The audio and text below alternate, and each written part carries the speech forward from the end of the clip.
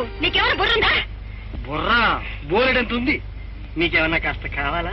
మాటలు జాగ్రత్తగా రాని. కారు ఇంత జాగ్రత్తగా రానిచ్చాడు, ఇంకా మాటలు జాగ్రత్త కూడానా?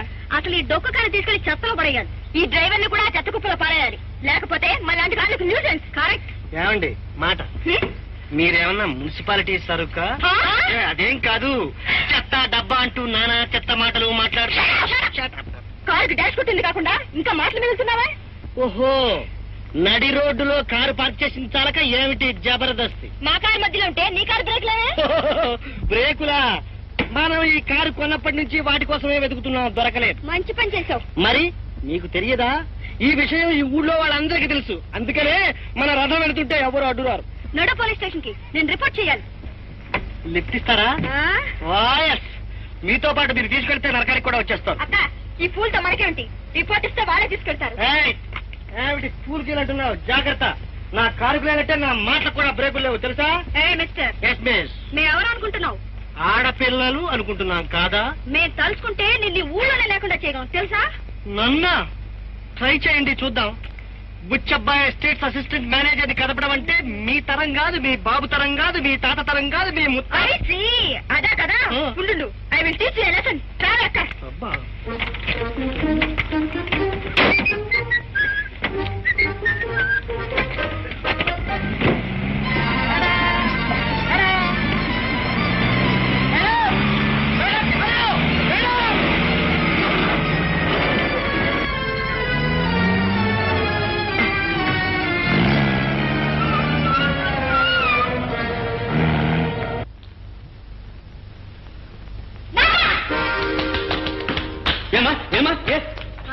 వెంటనే డిస్మిస్ చేయండి. మన ఎస్టేట్ పొలిమేరలోతులకు వెళ్ళగొట్టాలి. ఎవరు? వాడే ఆ ఫూల్. 190 మంది పూల్సేనమ్మా. ఎవరని? మన ఎస్టేట్ అసిస్టెంట్ మేనేజర్ నాన్న. ఓ వాడా, రంగడా? వాడు మా టిప్ టాప్ పూల రంగంలో ఉంటాడు. నాన్న, వాడి మీద నీకు అంత మోతుంటే ఒక పిల్లని తెచ్చి పెళ్లి చేయ తర్వాత, కానీ ముందు వాళ్ళని డిస్మిస్ చేయాలి. ఏం జరిగింది తల్లి? మన కార్ కి డాష్ కొట్టింది కాక పైగా నానా మాటలని నానా తిప్పలు పెట్టాడు నాన్న. ఎవరిని? మిమ్మల్ని? నేను చెప్పలే వాడు సురుకని వాడిని. నాన్న, నీకు వేళాకులంగా ఉందా? తీసేస్తావా లేదా? తల్లులు ఏ మాత్రం దాన్ని తీసేస్తే ఎలా చెప్పండి? నేను వాడిని పిలుస్తాను, మీరు గట్టిగా చివాట్లు పెట్టండి. అంతేగాని తీసేస్తే ఎలా? జీతంలో అందరూ సగం పనిచేస్తే వీడు డబ్బులు పనిచేస్తాడు. అయితే ఇంకే, పొద్దున్నే పిలిచి పూజ చేసి ఇంక్రిమెంట్ బోనస్ 2 కల్పించేసి. అంతేనా? మన నాన్నగారిని తాతని తిట్టాడు కదా, వాడు ఇక్కడ ఉండని మన హాస్టల్ కలిపిదాం. నేను వచ్చేస్తాను. పోనన్నా, అక్కడే లేవు. మమ్మల్ని ఎవరైనా అలర్ట్ చేస్తే ప్రిన్సిపాల్ తిడతాడు, సస్పెండ్ చేస్తాడు. అవును అమ్మడు, మీరు వెళ్ళిపోతే ఎలా? నేను బ్రతకగలనా?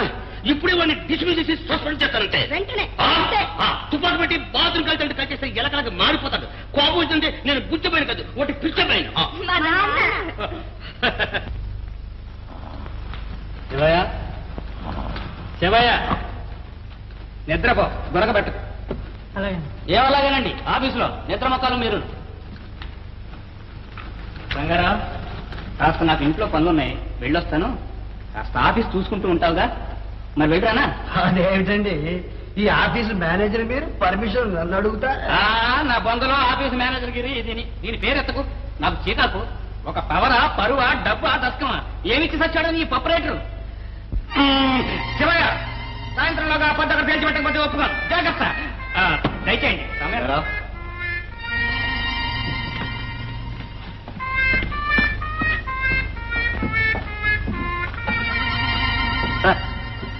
నిన్ను పనులను తీశాను, వెళ్ళిపో. నిన్ను బర్తరఫ్ చేశానయ్యా, రేపటి నుంచి నువ్వు పనులకు రానక్కర్లేదు. ఎందుకనండి? అదంతే. అంతే అంటే ఇలా అమాంతంగా పొమ్మంటే ఎలా? పొమ్మనేటప్పుడు అలాగే అంటారయ్యా. కాఫీ టిఫిన్ వచ్చి తాపీగా చెప్పరు. కాఫీ టిఫిన్ అక్కర్లేదండి, కారణాలు కావాలి. కారణాలు చెప్పవలసిన అవసరం నాకు లేదు. ఇది నా ఆఫీసు, నా ఇష్టం. This is my office. Proprietor గారు, ఇష్టారాజ్యాలు కూలిపోయి చాలా కాలమైంది. ఒక వర్కర్ని తీసేయడానికి కారణం చెప్పి తీరాలి. నీలాంటి జూలై రౌడీలకి కారణాలు చెప్పాల్సిన అవసరం లేదు. పా, మీరు మాటలు జోరుగా వాడుతున్నారు. నేను ఊరుకోను. I want leave it at this. This is god injustice. రాసలేదు, గీతలేదు, పోవయ్యా. నన్నే ఇంతగా బుకాయిస్తున్నావే. మా అమ్మాయిని ఎంత అల్లరి చేసావో వాళ్ళు చెప్పింది రైట్. నువ్వు నెంబర్ 1 రౌడీ. ఓ అదే కదా, నాకు ఇప్పుడు తెలిసింది. సార్, అమ్మాయిల మాట విని ఆఫీసులో అడుగుతున్నారన్నమాట. అవును.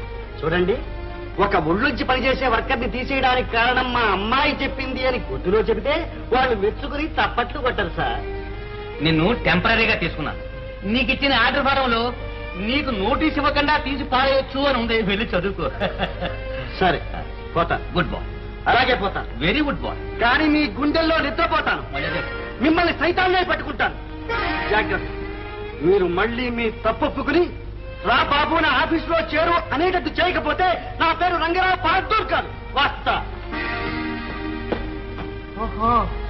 రంగారావు బహదూర్ గారు, దయచేయండి నా ఆఫీసులో చేరండి. గుళ్ళో దేవుడు ఎదురై ఒక వరమే కోరెనుగా, ఈ ఇంట్లో మనిషిగా మసలే అవకాశం అడిగెనుగా.